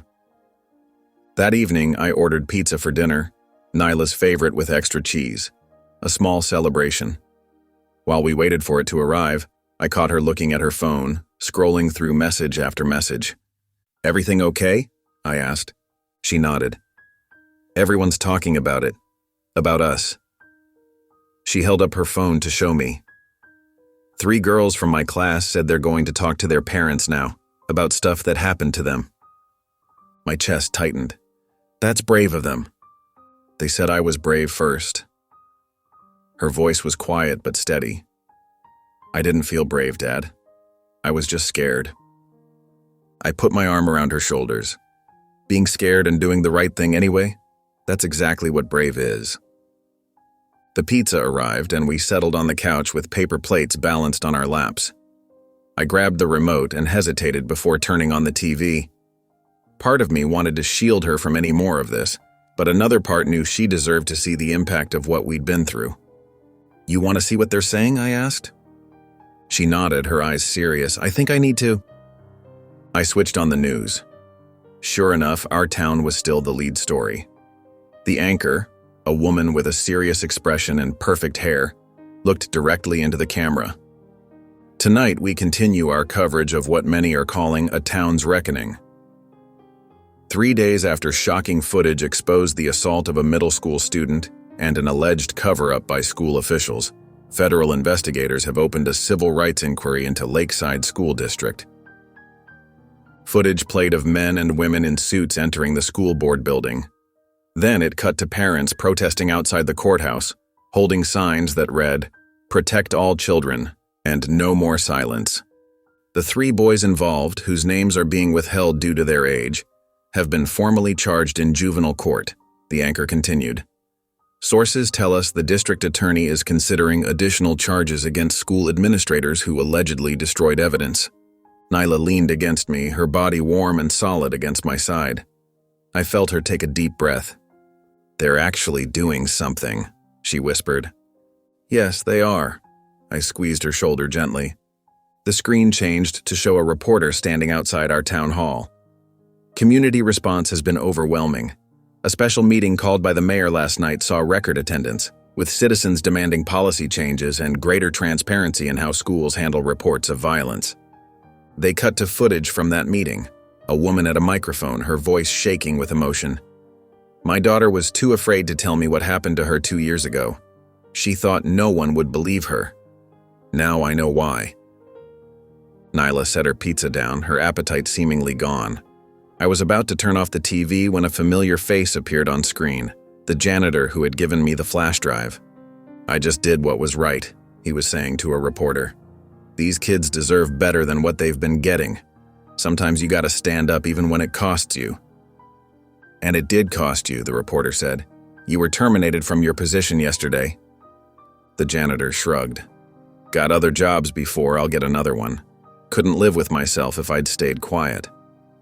I felt a stab of guilt. I hadn't known they'd fired him. Dad, Nyla said suddenly, we have to help him. I nodded. We will. The news shifted to other stories, but neither of us moved to change the channel. Nyla nestled closer to my side, her head resting against my shoulder. We sat in comfortable silence for a while, the TV murmuring in the background. It feels weird, she finally said. Like everything's different now, but also the same. Does that make sense? Perfect sense, I replied. The world looks the same on the outside, but everything's shifted underneath. She nodded against my shoulder.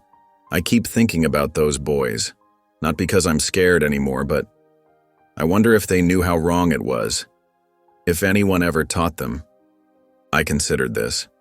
That's a really thoughtful question. I don't know the answer, but it doesn't excuse what they did. I know, she said. I just wonder if someone had stopped them the first time, if they wouldn't have done it again. And again. Her insight hit me hard. Even after everything she'd been through, she was thinking about the bigger picture, about prevention rather than just punishment. You're something else, you know that? I said, my voice rough with emotion. She smiled a little. I get it from you. We fell silent again, watching as the news cycled back to our story. This time, they showed a brief clip of me, just a flash as I walked from the courthouse after giving my statement. I looked fierce, determined. You were scary, Nyla commented. I was scared, I corrected her. Terrified I might lose you. She reached for my hand and squeezed it. Not going anywhere. As the story continued playing, I realized something profound had shifted between us. We'd always been close, but this ordeal had forged something new, a partnership. We'd stood together against a system designed to silence us. We'd faced down threats, intimidation, and lies, and we'd won. Not just for ourselves, but for others who would come after us. "We did good," I said softly. Nyla nodded, her eyes still on the screen. "Yeah, we really did." The news program ended, replaced by some reality show neither of us cared about. I reached for the remote and clicked off the TV. The sudden silence felt heavy but comforting, like a warm blanket on a cold night. Nyla yawned and stretched beside me. I glanced at the clock, nearly 10. Way past her usual bedtime, but these weren't usual days. Normal rules seemed trivial after what we'd been through. "You should probably get some sleep," I said, gathering our plates from the coffee table. "School tomorrow." She nodded but didn't move from the couch. I carried our dishes to the kitchen, rinsed them, and loaded them into the dishwasher. When I returned to the living room, Nyla was still sitting there, staring at the blank TV screen, lost in thought. I sat back down beside her. "Penny, for your thoughts?" She pulled her knees up to her chest, wrapping her arms around them. "I was just thinking about tomorrow, and the next day, and the day after that. What about them?" She turned to look at me, her eyes searching mine. "They're not coming back, are they?" The question hung in the air between us. I knew exactly who they were: Tyler, Chase, and Brent. The boys who had attacked her. The boys whose actions had nearly destroyed our lives. The boys whose parents had tried to bury the truth. I reached out and gently brushed a strand of hair from her face, tucking it behind her ear.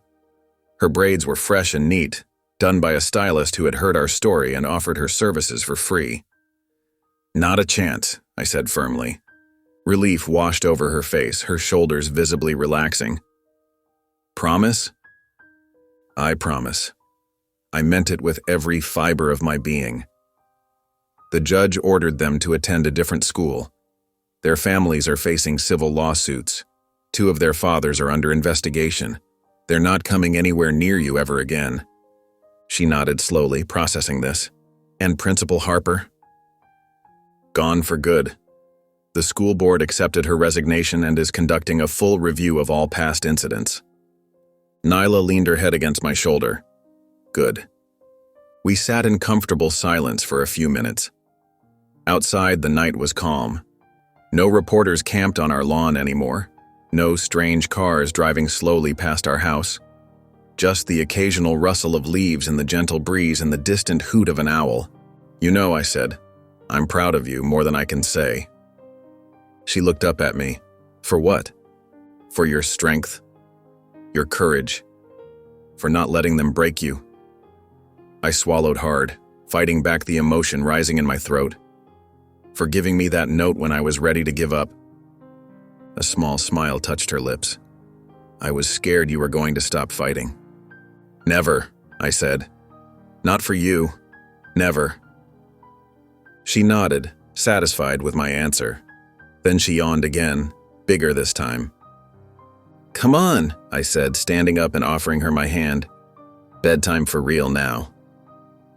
She took my hand and let me pull her to her feet. We walked upstairs together. The familiar creaks of the steps, a comforting reminder of home, of normalcy. In her room, Nyla climbed into bed while I drew the curtains. The moonlight filtered through, casting soft shadows across her walls. I sat on the edge of her bed as she snuggled under her covers. "Dad?" she said, her voice already heavy with approaching sleep. Do you think things will ever feel normal again?" I considered this. Not the same normal as before, but a new normal. A better one, I hope. She nodded, her eyes drifting closed. "I think so too." I leaned down and kissed her forehead. "Sleep tight, kiddo.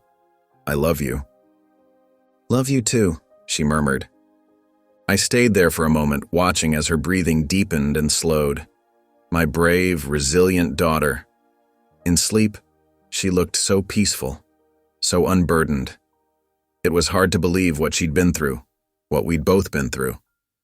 As I stood to leave, I noticed her sketchbook on the nightstand, the same one where I'd found those heartbreaking drawings that had fueled my determination. Curious, I picked it up and carefully opened it. The newest sketch took my breath away. It showed two figures standing side by side, facing forward. United States. Behind us were shadows, but they were just that. Shadows, with no power over the figures in the light. At the bottom of the page, she'd written in her neat handwriting, "We won." I gently closed the sketchbook and returned it to the nightstand. Yes, we had won. Not just against those boys or the corrupt system that protected them, but against fear itself. I moved quietly to the door, taking one last look at my sleeping daughter. Inside this home, peace had finally taken root. It hadn't come easily, and the cost had been high. But watching Nyla sleep soundly, without fear, I knew it had been worth every moment of the fight. I pulled her door partially closed, leaving it open just enough for a sliver of hallway light to slip through, a habit from when she was younger and afraid of the dark. Though tonight, for the first time in weeks, I was certain no nightmares would disturb her rest. Without fear, I knew it had been worth every moment of the fight. I pulled her door partially closed, leaving it open just enough for a sliver of hallway light to slip through, a habit from when she was younger and afraid of the dark. Though tonight, for the first time in weeks, I was certain no nightmares would disturb her rest.